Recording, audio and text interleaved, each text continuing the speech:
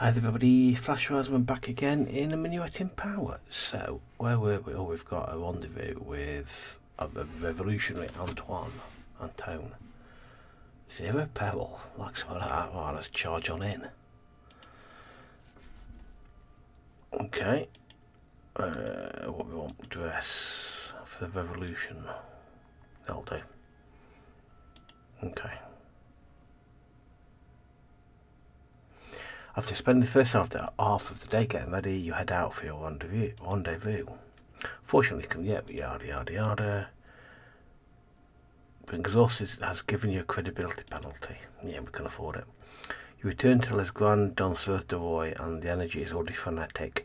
While the stage performers are still getting ready, various jugglers, comedians, and animal handlers are working the aisles, building the energy of the audience.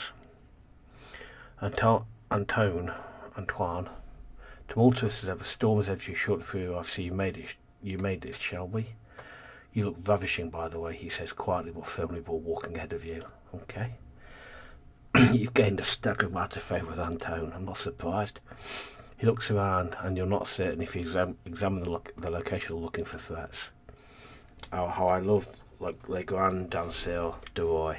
He laughs as a group of dancers take to the stage. Don't let the name fool you. This space is a raw expression of people's desire. In some ways, theatre is more true than reality itself. More favour? Oh, I missed that one. Sorry, I clicked too quickly. Yep, okay, that went well. Sorry, folks. I got click happy then. Terribly sorry about that. We think it went well.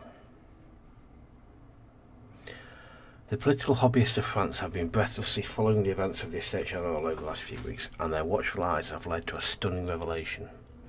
This revelation is that the Estate General has currently accomplished absolutely nothing, while the King has attempted to keep the discussion focused on tax reform to deal with France's crumbling budget. Every single debate is stalled out to fights about over-voting rights and representation. Members of the Third Estate won't let this go, as they're the only state that paid any taxes under the current system. However, any attempts to change this will inevitably shut down by the First and Second Estates, who both pay no taxes, and each have as many votes as the Third Estate. There's only one way that's going to end up. Yet the nobility of the First Estate have managed to maintain the upper hand.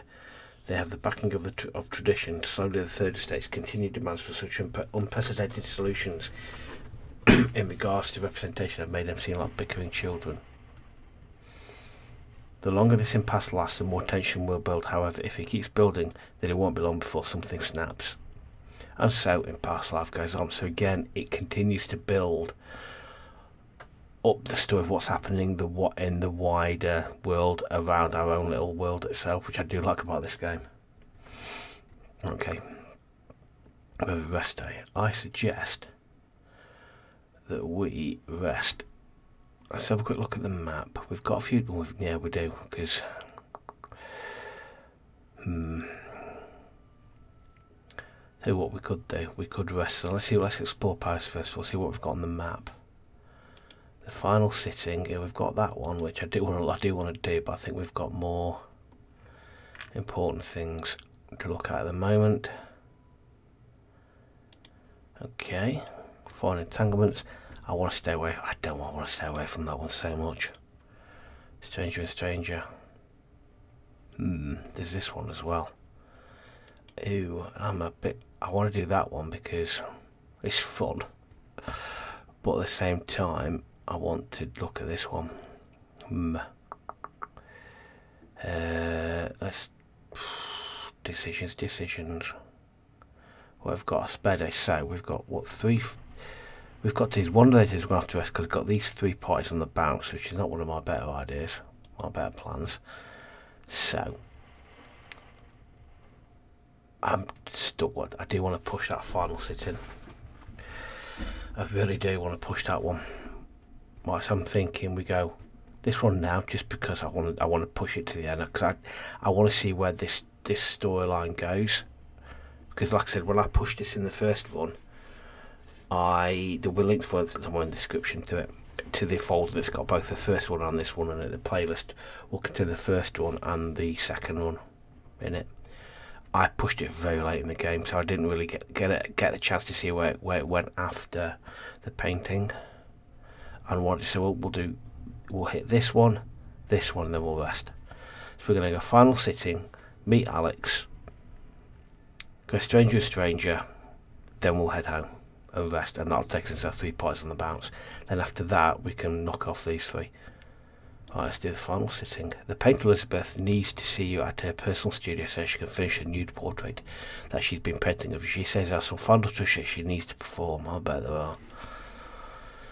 Okay. There's a little longer than before to get to Elizabeth's studio today. There's no special event. The streets are simply crowded with throngs of people going about their daily business. You resist the urge to scream and shove out of your way, but just barely. Still, you manage to arrive at the painting studio without any incident or injury. Just walk in. Keeping Elizabeth's previous requests for discretion in mind, you let yourself into her studio. A cool breeze sweeps through the open windows and rustling the cloth that covers the painting in progress. It's great to see you, Elizabeth says as she strides into the room already dressed to paint. Shall we get started? I'm itching to work. Get a little favour. With what has become a practice, easy, disrobe and take your position on the satin couch. Elizabeth takes cover off your portrait and starts preparing her paints. At this stage, she's focused on specific details of your portrait, occasionally asking you to minutely shift your parts of your body this way and that. I wasn't sure you'd even agree to pace for me. News tend to make clients nervous. That's because your clients don't know you like I do. They don't trust you like I do. Well, as long as we don't go parading this in public, I'll be fine. Don't worry, I would suggest... yeah, we'll go with that one. Elizabeth puts down her bush for a moment, laughs at the back of her hand. Oh, really, is that so? Getting small amount of favour. Now, I need to stop you. I need to stop being so funny for a moment. I can't be giggling during some of the more precise details, the artist says with a mock sternness. Elizabeth returns to her painting, still glancing up at you at regular intervals before squinting down at some particular detail. Another hour passing, take a break to stand up and stretch. Even with your relaxed pose on the couch, all of that time staying exactly still starts to wear on you. You return back to your position, Elizabeth, to her art. Later you find yourself shifting on the couch again. This is quite a long session. What's going on over there? Oh, what, Elizabeth asks, standing up from her canvas. Sorry, I must have finished about half an hour ago, she says with a slight grin. I was just looking at you. I was just looking at you like this. I'll bet you were. She gets up from her easel and walks over to you. You must be very cold. She traces her finger down the outside of your thigh. How do you like to warm up? Yeah, yes, go with that one. Okay. Well, the client is always right. She's always right, she replies with a smirk. With a rustling sound of skirts, Elizabeth kneels on the couch and places a hand on the armrest behind you. Gently she leans forward over to you. You crane your neck until your lips meet. You have to admit she is very warm. You had a large patch of favour with Elizabeth, but you probably already knew that, didn't you? Some time later, after taking your time to fix your hair and slip back into your foundation garments, you're taking tea and pastries with Elizabeth. They taste amazing, but that might be because you're famished. I almost forgot Elizabeth's giggles. I should probably show you the painting that you've been sitting for all this time. With a burst of fresh energy, she gets up and walks over to her easel. She turns around the canvas and you see yourself, well, not just yourself. It's Elizabeth's version of you. While she isn't in the portrait itself, you can see so much of her personality in this painting. You're relaxed and confident, but adorned with an enigmatic smile and eyes that seem to be looking somewhere else. It's obvious a tremendous amount of work has gone into this painting. If you squint close, you can see places where the old paints have been layered and layered, the result of endless attempts to get some tiny detail just right. It's labour of love and it shows. Elizabeth takes a deep breath and her next words almost a sigh of relief. I'm really proud of this one. I can't wait to get it framed and hung in my collection. The two of you lounge and chat about paintings from time. You pace about the studio while you talk, relishing the chance to stretch your limbs after all this time. Eventually it gets late enough that the two of you have to say goodbye. Elizabeth helps you back into your dress. Outside you walk home. Compared to this nightmarish hustle and bustle of before, the city must feel abandoned. You stroll alone, completely lost in your own thoughts. You're either unsure of how you feel. Yeah, that was lovely. Nobody makes me feel the way Elizabeth does. Yeah, let's go with that one. Feel bored by your health is the level of you. Ascend to your bedroom on light feet and prepare yourself for bed. Excellent. Right. Now let's see where that actually goes now. The States General has led to some interesting quandaries. The King has made it clear that he plans to set up a new bold direction of France, but has been unclear of what that actually means. To that end, yesterday revealed one of the strangest of such pitfalls known in memory. This incident centres on exactly who exactly is allowed to wear a hat. At a preliminary meeting before the States General, the King took off his hat to salute the assembled members. In response, as per custom, all the assembled nobles and commoners removed their hats as a sign of respect. However, after this greeting, only the King and the nobles were supposed to put their hats back on, while the members of this third estate were supposed to remain without. Whether it was an act of clear rebellion or mere confusion in the face of ancient and arcane ceremony, many members of the third estate put their hats back on. This functionally signalled that they felt themselves to be equals of the nobility and the King. For this reason, for reasons that even you find unclear, the whole affair was deemed utterly scandalous. It is said that the Queen herself went pale with rage at this collapse of ceremony. It's not just the Queen either. Many have already seen this incident as a harbinger of more disorder to come. The Crown lost power and the revolution has gained little power, and so in Paris life goes on. Okay, tell you what we haven't done. We did in the first one. Let me have a quick look. I'm not going to see what that is. Well, let's get the Alex thing done first, because I just really thought something we need to do. Let's meet Alex. Military is that one. Yep, it's usual. Yep, usual. You return to the idyllic Gringuet Paradis, which is already packed with enthusiastic patrons clapping in time with the band's music, drinking great gulps of wine and dancing. Right, yep, that's standard. Doesn't even look at us. Yep, you got him a decent amount of favour. He glances away, taking your location. Feel fun, drink raucous fun of excellent dancers. This is going to be a great day. More favour. TV, don't forget a table and said Alex orders a bottle of wine for each of you, and you both spend the entire day dancing together. By the end of the evening, your legs hurt from dancing, your throat hurts from singing, and it doesn't matter. You're both too happy to care. A few years later, you realise that it's starting to get late, and the two of you depart together. Alex is once again walking you back home after your route. As unusual till the night, you both walk close together, arm in arm, to stave off the cold. It's so brisk. I'm feeling up for a drink to stay warm. If you're interested in a decent tavern nearby, would you care, Jim? Yeah, go on then. Let's see where this one goes. I love all of those. So we're in agreement. He replies with a grateful laugh. Getting some more favour with Alex. So I'm going to have the entrance. He holds the door open for you. After you then, madame. Inside, the tavern is small but cosy instead of cramped. You can feel the heat from the fires in the kitchen, and the young man atop a small stage is tuning on his violin. Alex orders a bottle of Malaga from the barmaid. You ask for a pitcher of water to accompany it. If one isn't careful, the hangover from these sweet wines can be absolutely debilitating. I bet they can. Both the drinks arrive, and he fills your glass before his own. Raising glass for a toast to quick decisions on life's little joys. You clink glasses with him and sip the fortified wine. It's sweet and strong. The chill inside you melts away almost instantly.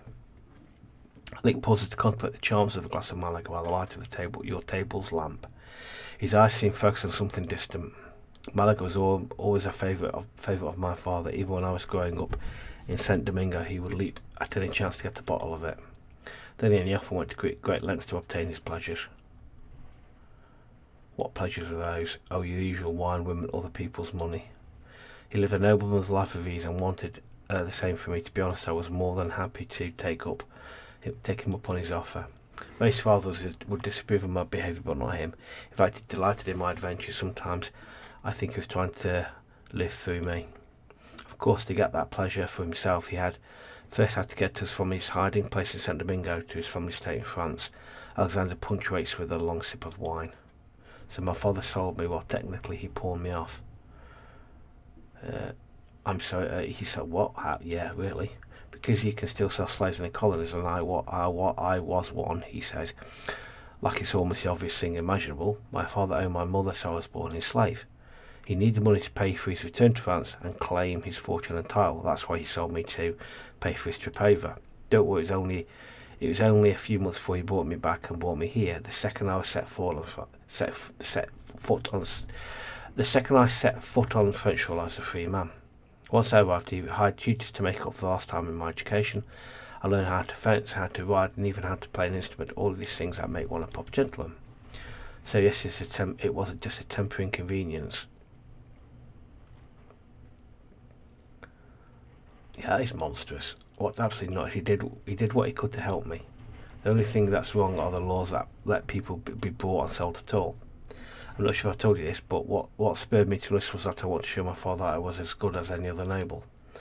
He paused to examine the sound of the candle as if his skin could answer some long unanswered mystery. Of course, it happens that men like me need 4 generations of documentation to prove their link to nobility. That was something we didn't have. So I enlisted. Father wasn't happy that I entered the service without an officer's commission, but I did it anyway. At his insistence, I did so under a different name so as not to bring shame upon our legacy, and not to bring shame upon him. I was so confident I'd prove him wrong that I'd take all the things he'd given me and make him proud, even as a simple soldier. Life of fencing, riding and bravery, it's like I was made for it. Then he died less than a fortnight later. I never claimed his title. Now I look at everything happening in the city and I don't know how to feel. Am I even a real noble or just a common who's had more advantages than most? These days I feel close to the crown. I'm a child of the nobility. Shouldn't I serve that tradition? You're also born a victim of the same tradition. Sounds like you almost have your answers to trust your heart. And it's nice to know someone like you has confidence in me. Alex says, Je suis désolé. That was all a little more serious than I intended. The next swig of it, he finishes his wine, drops some cigars on the counter. He finishes yours as well, but in a more refined fashion. That familiar smile is suddenly back in place. Thank you for joining me on this little stop. I think I'm ready to do what I actually promised to do and walk you home. Sorry again for boring you with all this. Yeah.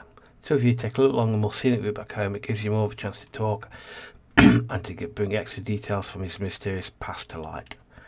It's a fascinating evening. That is a fascinating evening indeed. So we learn a little bit more about Alex, do we?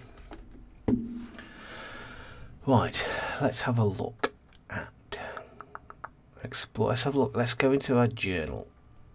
Right, so we've got. He's all love struck with us. Nothing so much change. Tell you what we could look at doing. Let's go to explore Paris. We didn't. Okay, ignore me. We don't know about that, do we? Stranger and Stretches I was going to do. We'll hit this next, and then we'll hit that. So let's go and visit the location. You spend the day at home investigating the mysterious notice and the key that you could from the abandoned studio. Hopefully the risk you took to break in there were worth it. Visit the location.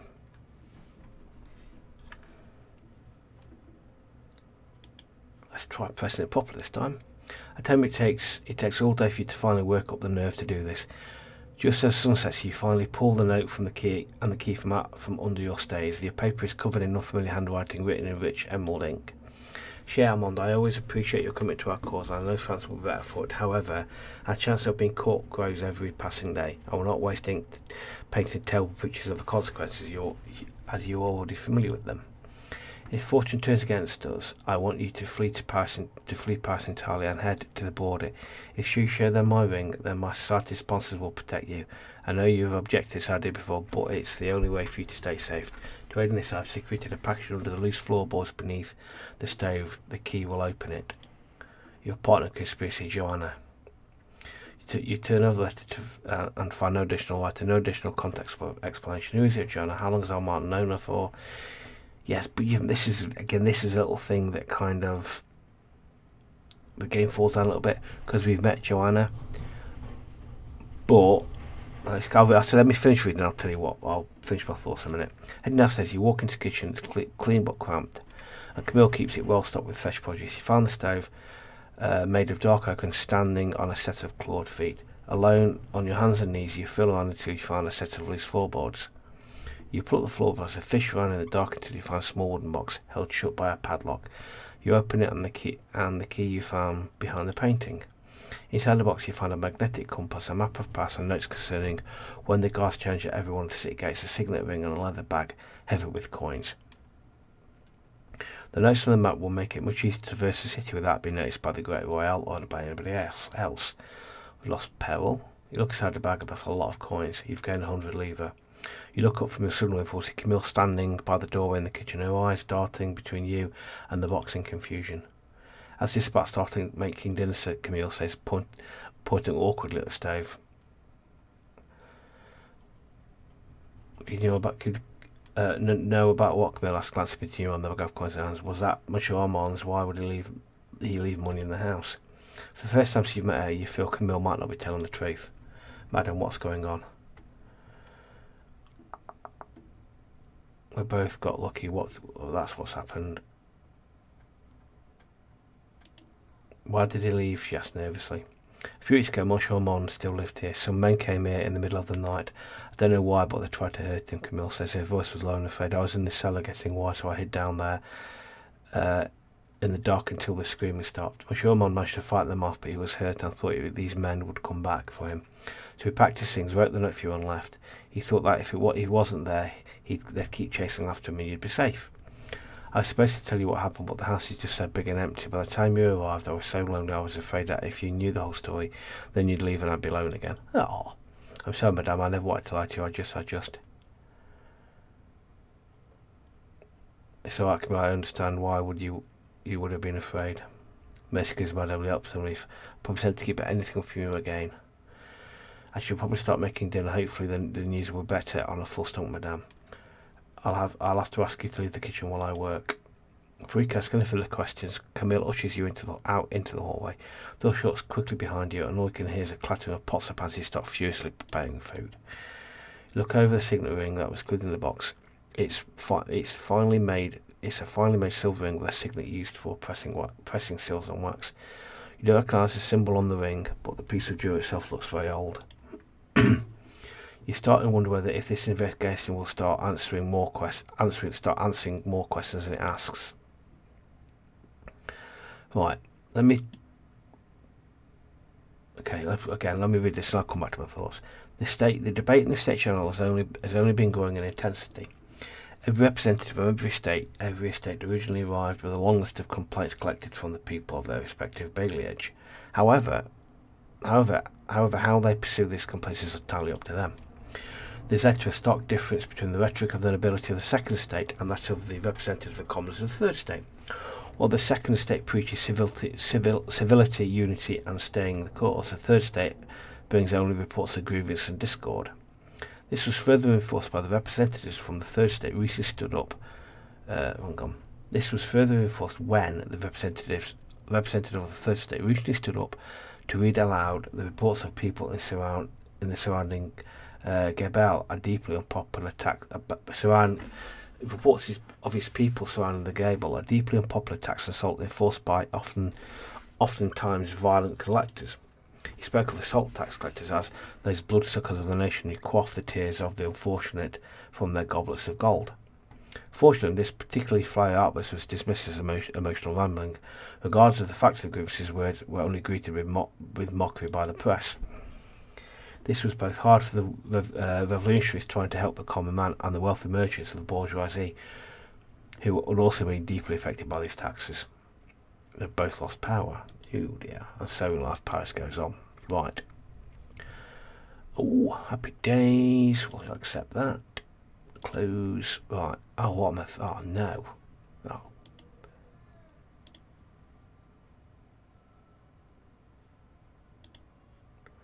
I've done that already. Close. Yeah, that's not going to be well, is it? Right. Let me go to Paris and explain. That one there, the vision of the house, that's been there since pretty much since we found out about it. But in doing that, we've kind of done other things that have found Armand. So some of the activities from there, you wonder kind of, well, to use Joanna, but we've met Joanna twice. So some of these missions you get, these quests, these objectives, the early game objectives, you can skip by them, but the content of the objectives don't update. For example, that's because if we didn't know who Joanna was and we met her twice, so sometimes it almost feels sometimes the quests don't keep up with your progress in the game. Providing for the poor. Then we need to we need to get rid of that because we're about to have a very busy 5 days of meeting people. Your title said today off. Yeah, we know that. Yeah. Okay, yep. Do. Okay. You look around, look up to the sound of Camille knocking on the door frame. Good morning, madame. Yep, usual story. Cool. Right, okay. Waking up to the sound of rattling your shutters, you sit up and languishingly stretch your arms. It appears that Camille has left an unopened letter on your bedside table. It's sealed with blue wax. Examine the letter's cylinder as it appears. It's from Corporal the most open letter you find. It's written in well-practiced foreign handwriting. Cher Ep8, while I hope this satisfies you, well, I'd like to ask you a favour. There's a place I need you to meet me, as I can do something that I've been meaning to do for quite some time. The letter lists an address on it, but seems to provide no other context. You note it down in your journal. I've a position there from near midday for the foreseeable future. Please come join me if you can. Legacy is now available to visit on the Paris map. Though I may be known for my considerable vigour, these things I would like to rather have reinforcements for. Please understand that I do not make this request lightly. Très cordial salutations, Alex. Looking at the address you noted in your journal, you pause to consult the map of the city. The address appears to be towards the cemetery. What could we possibly need there? Okay, if we can't now do that for a considerable amount of time, because we've got 5 days worth of parties. But then we're meeting him here. We've got a rendezvous with him there. Okay, anyway. Okay. Do the military ball. I'll do. Yep, we don't head straight to the party. Yep, Quidfield's gone up. Everybody likes our generosity. Let the games begin. Right. What have we got? We have got Alex and somebody else. I'm after gossip this time. Nothing there. Spouse bursting to tell us something. Pompous interloper. Lone asked to go to a party. Let's go this one down here. We've got three. We always get three. We always seem to get three turns at a military ball. Alright, let's have a chat with this person. You stroll through the space between the tents, taking in the sun. You see a woman sitting alone, angrily sighing to herself. You decide to approach her after she sits listlessly in her seat for the 5th time. Dear, merci. I was starting to think I'd become invisible, she says to herself when she notices you. Sacre you're a vet deco, aren't you?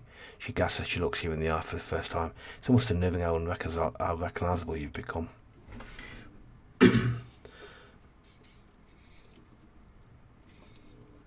At least you understand how it feels to be out of place, she sighs. This time less unhappily. My husband is a soldier who was recently transferred to Paris. I followed him, of course, but now it means I'm in a city where I don't know anyone. I met other militarised, but they already know each other, and my every attempt at pleasantries is rebuffed. She looks down at him and starts to shake. I'm sick of this. I'm sick of the part where everyone only wants to talk about the army. I'm sick of the horsewomen who find every excuse to discard me. I'm sick of the other women acting like they're better than me because their husband outranks my husband. Nobody ever listens to me. I'm sure to listen to them, she says. But I sure listen to them, she says, rolling her eyes. You mean you know someone who will publish their secrets for all of Paris to see? Well, fine. Just leave my name out of anything you happen to give this undoubtedly reputable publication. With a brilliant example, she tells you the latest goings on and misbehaviours of some that have been bubbling up within the military ranks. You gained a piece of shocking military gossip. And honestly, it gets much worse than that. Worse, please tell me more. Before we continue, I just want to know that I know you're using me. Loss in credibility, however, I simply don't care at this point. What do you think of that? Outrageous military gossip. Well, it's been a pleasure, but I must be going, she says, not in your direction. Bonne chance, Vivette. She leaves and you begin to review the party if there's anything else you can do before the events come to a close. That was useful. Pair of gentlemen discussing yet another scandal the military has drawn. However, this scandal is a pattern that leads to some questioning the military's true loyalties. Cool, we can get a lot here, blimey. That's an awful lot we can get here. Let's go with this one. Pick the conversation. Your circus party with a wide expression of a feigned delight. It's not that you're not enjoying yourself, but it helps to make it less noticeable that you're looking for promising targets of your inquiries. You commence a conversation between a bespectacled man and Corporal D'Avere. The unfamiliar guest is keeping a calm demeanour, but the young cavalryman is letting his fiery temperament get the best of him. Why is it that smaller people are so quick to anger? Do they just have the same amount of collar as everyone else, but there's less room to store it? First excuses that pay shortages. Its first excuses on pay shortages. Now we're being dogged by yet another scandal. Even our weapons themselves are suspect. So I've heard it, replies the gentleman. For what I know, the soldiers in multiple battalions have found that even they were even sold crates of musket balls made from doctored lead. These brittle ammunition barely fly through the air. Even if they do manage to find their mark, they harmlessly crumble to dust. Grimaces before returning to his normally neutral expression. It appears that the supplier of these musket balls is owned by a noble who's currently favoured at court, so any investigation into this misdeed has merely fizzled out without answers. Like the dragoon replies, spitting on the ground in disgust. If any of us did this, we'd swing from the gallows, and so it seems that even treason in the name of profit is acceptable, as long as they have blue blood flowing through your veins. Whose fault is this really? You consider the implications of such a rumour? Yeah, crying gossip. The entire thing is a disaster from start to finish. The gentleman shakes his head at the thought. Mad curses at dragoon when he sees you have overheard their conversation. Obviously, I find no fault with His Majesty King Louis the 16th. God preserve the military stands ready to defend him at a moment's notice. Corporal exchange, forcing an excessively broad smile. Believing otherwise would have been an unacceptable crime beneath me. As it happens, I think you're right. The crime's fault. Merci beaucoup, madame, he replies in a low voice. Well, that's not including the gossip you picked up earlier, but he believes you regardless. Everything feels like you're lurching upon quasi the people like us, he continues, gesturing at the three of you. People like us need to look after each other because I guarantee you that nobody else will. Good incredibility or some peril. Good. Your conversation with the two of them continues at a pleasant pace sometime afterwards. It's nice to actually relax at one of these events. If one isn't careful, you could start to feel like work. If one isn't careful, you could start to feel like work. And what would be the point of that? Eventually say I didn't get that one. Anyway, you eventually say your goodbyes and part ways with them. You scan the party. Is there anything else you can do before the party ends? What else we got? No, we've seen Alex again soon. Lonely Noble, let's have a chat with him. You stroll between the tents in the field, examining all of the different groups sheltered from the sun. This is one of the few places where you can attend a party frequented by both commoners and nobility, and they still instinctively filter themselves by rank. Nevertheless, every guest feels deeply connected with every other, except for you. Your reconnaissance eventually leads to a veteran standing by himself beneath the tent. He is standing alone, but doesn't seem particularly perturbed by this fact. He's wearing the ribbons of some kind of gallant or knightly order, but those badges honestly look all the same to you. Ah, salut, madame, he says with a curious informality. Don't worry about feeling out of place. I rarely come to these things either. Unlike some of the souls here, I swore to myself that I wouldn't let my time in the army be the most interesting thing that ever happened to me. Though every time I return, I seem to overhear things salacious enough to remind me of why I stayed away. I've been dreadfully pleased. How are you enjoying yourself? What's so awful that could, yeah. You'd really want to know. I don't know what drives such curiosity, but if you really seek this prize, I won't deny you. Again, a cheap military gossip. The details of this room are firmly secured. You divert the conversation to some relatively tame but interesting stories, enough to be daring but not upsetting. Just the conversation elsewhere, you find a way to retreat without arousing too much suspicion. The king's ministers are begging him to supplement the army's presence around Paris with more foreign mercenaries. Is this meant to relieve exhausted troops or just an ability to ensure their loyalty? Ooh. Grass is trying to secure foreign sources of grain. Yeah. Plans to weigh in on a legal case where enlisted man struck an officer during an argument at the local theatre. Okay. That was a good little trip. That was a good little party.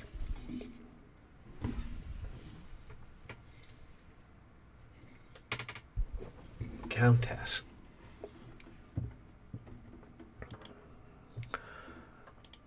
Okay. Yeah, that day's going to be a day of rest. No doubt about that. Right. Another party.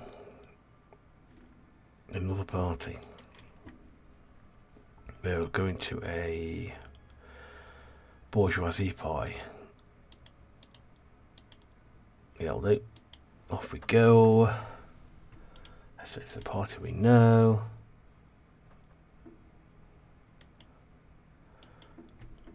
Everybody likes that. Fine. Power is down. Let games begin. Okay. Wow. We get 4 turns of this one. Okay then. What have we got up here? Outlandish rumours. Oh no, we've not met Honorade yet. That's another one that I didn't pursue. That I met Honorade late on my last run and didn't really pursue that enough really. Return to the party. This is let's go this one up top. Big conversation. I always find the 2-person conversations harder to deal with, harder to manage. You notice 2 women, apart from everyone else in let's start again. You notice 2 women, apart from everyone else in the room, laughing in the guilt yet carefree way. That yes, something is afoot. They've yet to notice you. They've yet to notice you. Yet you're drawn to them like a banker towards an outstanding debt. I love the writing in this. I've heard the most outlandish things from my fellow business partners in the bourgeoisie, but I just know it'll come back to haunt me if I repeat it here. What a familiar feeling. My husband told me what he's seen in the army, and I'm of the same mind. I'm not sure I could endure the backlash that would result. Given the positive enjoyed since you started to work with Pierre, you certainly understand it's not something that anyone would want to be on the receiving end of. 2 of them stare at each other in silence. This gives way to barely suppressed laughter, then silence again. It's settled that neither of us discuss what we know with anyone, even each other. Even while they say it, you can easily see that it would be trivial to get either one of them to talk. It's just a matter of weathering the consequences. As I said, anyone who leaks these particular rules will face immediate scrutiny from whoever had these secrets exposed. They start to split from each other. This is your final chance to follow on them. Let's go with the milliner, because we've got a military gossip already. You follow the milliner as she leaves her companion behind. Together, they resolute, but divided she will surely fall. Do I know you? She asks as you approach her, desperately trying to maintain a stony, determined expression. As you chat together, it doesn't take long for that facade to fall away. You share fifth choice anecdotes of your own, and soon she's eager to tell you what's been burning within her. Again, an outrageous piece of outrageous bourgeoisie gossip. As you guessed previously, it's clear that she's no real sense of discretion. So it's likely that before the night's over, members of bourgeoisie will know that you got this information from her. Lost some favour on her aid. We've never met yet. Follow the conversation is empty but energetic. While there's nothing of substance, there's something to be said about the enthusiasm making things interesting. Sometime later, sensing a lull in the discussion, you excuse yourself to pursue other inquiries. Honorade's up there. Oh, we need to put a stop to this one. Pick the conversation. Come back to Honorade in a minute. You're freezing your tracks when you spot her. Ever since your last encounter, you've been looking for her. This is a woman who has been imitating you, even had the audacity to take a vast load out in your name. Now you spotted her talking to another party guest, and she hasn't noticed you yet. Sneak up on her. It's so lovely to find you, madam, says the guest speaking with the imposter. Now now that you're closer to your double, you have to admit that your resemblance is to you is uncanny. But I have to admit I was extremely busy since I arrived in Paris. So many people offered me their help. It's been wonderful to take them up on their generosity. Madame Co, there appears to be someone behind you. Who? Is it? How do I say? It's you, madam. The imposter whirls right to see you and is greeted by your glaring countenance. Perhaps I should leave the discussion to the two of you. The party guest is already sinking away from you both. With that, he skulks away, leaving you with your double. The imposter looks you up and down, but doesn't even seem perturbed by your presence, or at least she's doing a great job of hiding it. I suppose it's too late to say you have the wrong woman. Let's cut to the quick. What would you give me if I simply let you keep doing this? Oh, well, she starts obviously a bit blindsided by your offer. I've earned some coin on some people have told me an interesting secret that I can't really do anything with. She pulls a sizable coin purse from her waist pocket and hands it to you, then proceeds to explain a rumour that could be valuable indeed. You've gained a shocking piece of bourgeois gossip in 73 livres. I guess I should be on my way then, she says, looking you up and down. It wouldn't be do for the two of us to be seen together. She leaves, and you're quite a bit richer for it, of course. There's still a problem with her continuing to sully your good name. Okay. With her gone, your kind of party seems help. Okay. Maybe we should have put an end to that. There she is. Well, let's pick Honour Aid. A wealthy widow. You come across a commanding but sumptuously dressed woman who is standing apart from the guests. They seem to regard her with respect, yet there is wariness in the way they look at her. This is the one that I never really pursued at all in my first run. You're taking a moment to yourself, listening to the party's exquisite string quartet when you notice something odd. An elegant woman in black is standing off to the side of the party by herself. Her presence is obvious. While nothing about her seems outwardly wrong, you can see that other guests are making an effort to avoid her. You scrutinise the other guests, their darting glances and concealed whispers. Someone attempts to approach her but suddenly thinks better of it, are then intimidated by her. You shrug and take a healthy sip of wine. After all, this all sounds to you like an absolutely perfect reason to go talk to someone. However, just as you to start walking towards her, she stares at you with a surprising intensity, like she's studying you. Feeling a little unnerved, you start to understand where all this intimidation business is coming from, but you can't stop now. She cuts you off right as you're about to introduce yourself. And who might you be? My name is Ep8, madam. Me voilà, it's nice to meet someone equal parts straightforward and adorable. You gain some favour, Madame Gazelle. My name is Honour Aid Gazelle. But you may simply call me Honour Aid. I'm glad that you came over. I'm starting to grow bored, and life is too frightfully short to allow such a thing. Though I wonder, what inspired you to come to speak with me? I was going bored too, I was hoping you could fix that. I should warn you, I'm not here for other people's music, says for the scale. Was the wrong thing to say. Oh dear. Of course, I can't blame other guests for not speaking to me after all. Most of them have never seen me before. You say I tend to prefer more intimate gatherings. My husband attended these parties in my stead. Of course, that's no longer possible. We all have our obligations. He sighs and sips of water. However, obligations are types of conversations. I'd rather speak of passion. What are your passions about? What drives you? I want what I deserve, and I'll do everything to get it.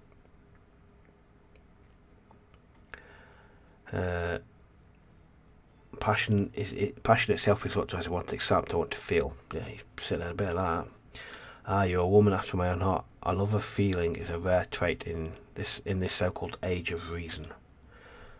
Okay. Far too many people are caught in the world of numbers, theories, and treaties.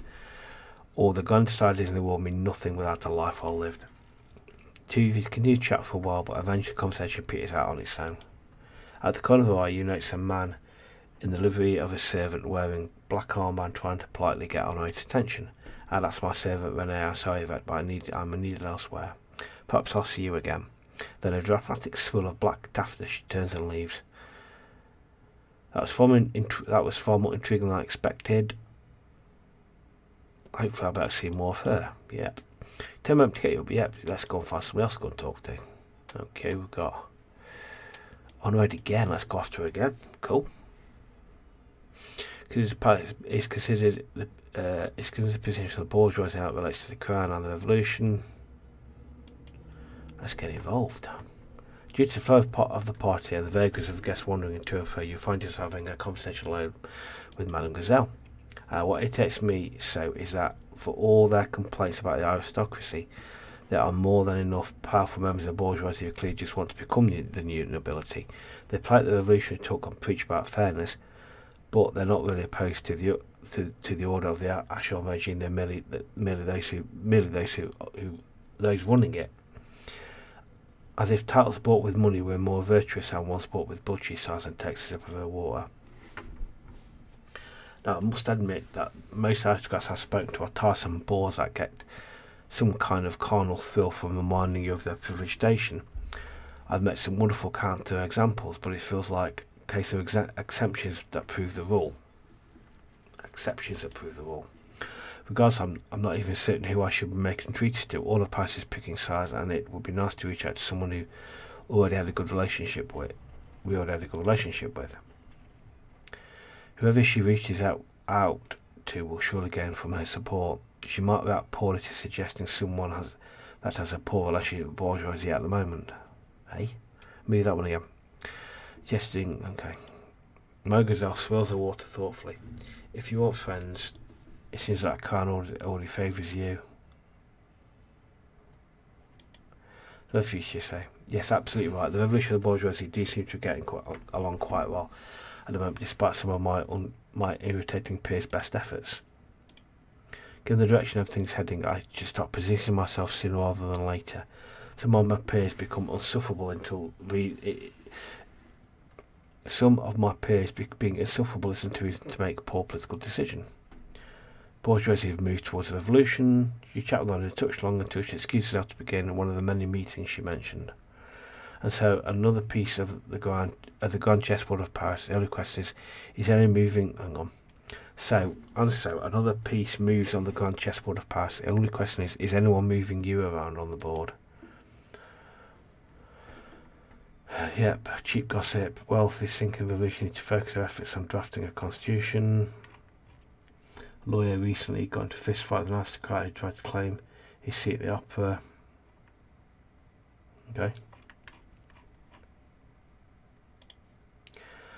Okay then. I'm thinking we've been going about 45 minutes. I think I might leave it there for today. Yeah, right, so we've got... That's going to be a rest day without absolute certainty because we're going to be exhausted and then we're going to have to take it from there. But anyway, let me know what you think. I've enjoyed that. We cracked, well, quite literally, we cracked Elizabeth. Now I want to see where that goes. Alex, I think Alex is going to be like Sadotti, that it's not going to go anywhere. Well, Sadotti went somewhere at the very end, because like I say, on last play, I replayed the ending myself. When run 1 finished, I went back a few saves and played back from a few saves to see what would happen if I did make a couple of different decisions. Did change it. And so Sadotti's relevance and all the work we did on Sadotti in run 1 became relevant right at the very end. I'm wondering if Alex is the same. But I like I say, I want to push Elizabeth to see where that goes, because that was quite a meeting of minds, shall we say. And so I want to see where that goes and kind of how that affects the because at the moment I've not really landed with any side. It's just kind of at the moment just trying to make ourselves safe from whatever does kick off. But anyway, let me know how you've been getting on without putting any spoilers. Let me know how you've got. Let me know if you've done anything differently. And anyway, let me know if you enjoyed the game. And as ever, I shall see you in the next one. Alright then. Cheers. Bye.